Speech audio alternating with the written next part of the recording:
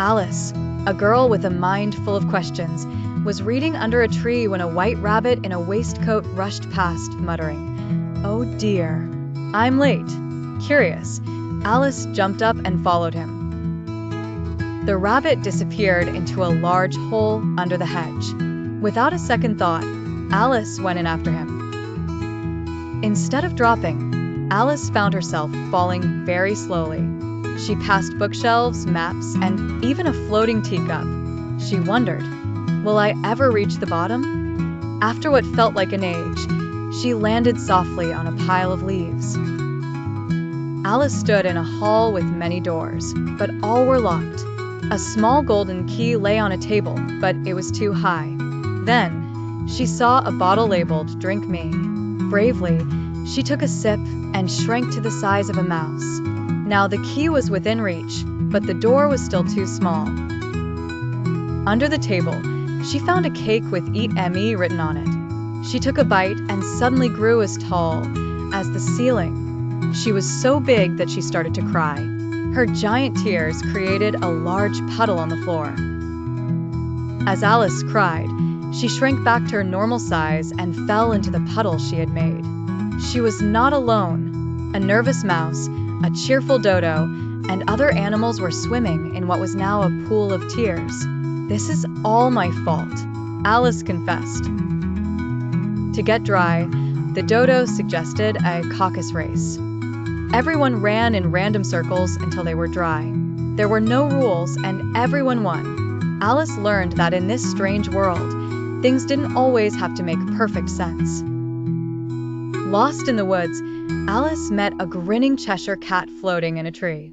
"Which way should I go?" she asked. "That depends on where you want to get to," the cat replied mysteriously. When Alice said she didn't much care, the cat said, "Then it doesn't matter which way you go." He vanished, leaving only his grin behind. Alice came upon a table where the Mad Hatter and the March Hare were having a tea party. They were rude and silly, asking riddles with no answers and switching seats constantly. Alice found it frustrating but also strangely funny. She realized that not all conversations need to be serious. Alice found her way to the Queen of Heart's garden. The Queen, who had a quick temper, ordered Alice to play a game of croquet. But the mallets were flamingos, and the balls were hedgehogs. It was a chaotic and impossible game. The Queen shouted, "Off with their heads," at everyone who made a mistake. Alice felt a surge of bravery. "That's not fair," she said, standing up to the Queen. She learned that even when you are scared, it is important to stand up for what is right. The Queen accused the Knave of Hearts of stealing her tarts. A ridiculous trial began, with silly witnesses like the Mad Hatter. Alice was called to testify. She saw that the trial was a nonsense and said so loudly, "You're nothing but a pack of cards," Alice shouted, her voice strong and clear. She was no longer a confused visitor. She was brave and confident, unafraid of the silly rules of this world. Hearing this, the entire deck of cards flew up into the air and swarmed toward her. They fluttered around her face, a blur of red and white. Alice waved her arms, trying to bat them away. As she fought off the cards, Alice felt herself lying on something soft.